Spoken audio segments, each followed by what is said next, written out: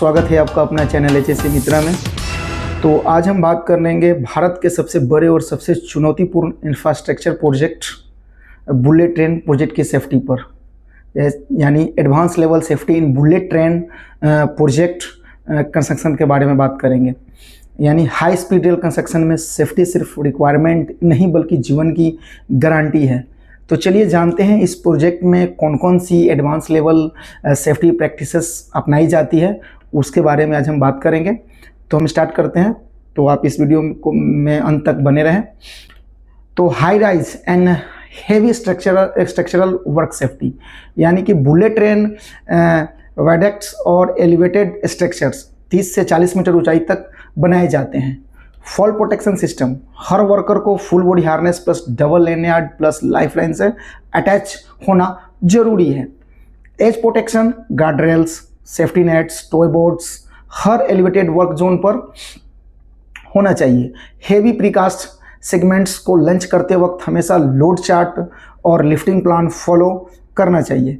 Example, जैसे कि एक ग्रेडर का वेट 900 टन तक होता है। स्लाइटेस्ट एरर मतलब मेजर एक्सीडेंट। अब हम बात करेंगे heavy lifting and launching gantry safety के बारे में। जैसे कि गेंट्री क्रेन्स और लंचिंग ग्रेडर का प्री यूज इंस्पेक्शन डेली होना चाहिए। Only certified riggers and single man he lifting operation control करना चाहिए। Wind speed 30 kilometre per hour से ज़्यादा होने पर हैवी लिफ्ट को रोक देना चाहिए, यानी कि टर्मिनेट कर देना चाहिए। एक्सक्लूजन जोन, कभी भी अनऑथराइज्ड व्यक्ति लिफ्टिंग जोन के अंदर नहीं होना चाहिए।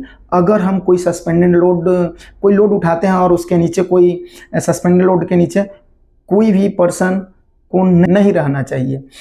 अब बात करते हैं tunnel and underground work safety, यानी कि बुलेट ट्रेन के लिए कई जगह टनल बोरिंग मशीन TBM का यूज होता है। एडवांस सेफ्टी, जैसे कि continuous air monitoring, oxygen, CO2 methane, dust level, ventilation fans, 24/7 operational, emergency refuge chambers और evacuation drill.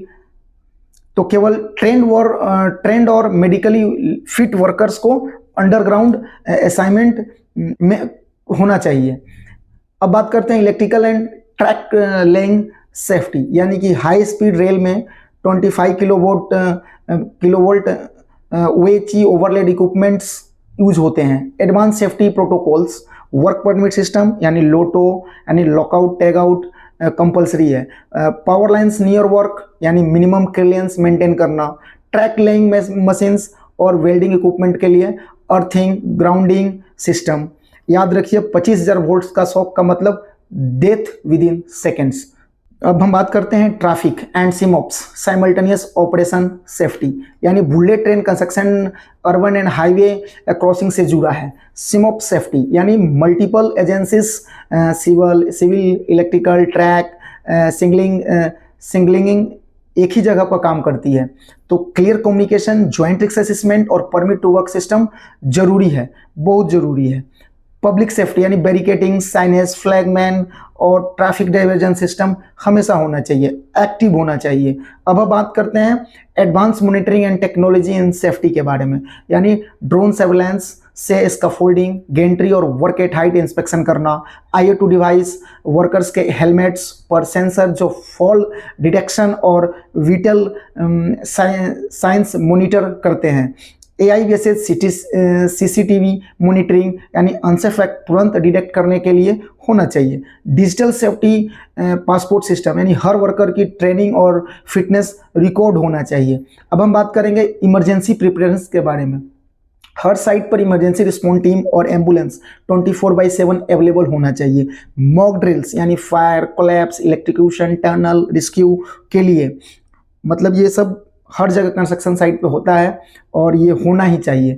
Tie up with nearest hospital और air ambulance facility critical case के लिए होना चाहिए। तो दोस्तों ये थे bullet train project construction safety के एडवांस प्रैक्टिस।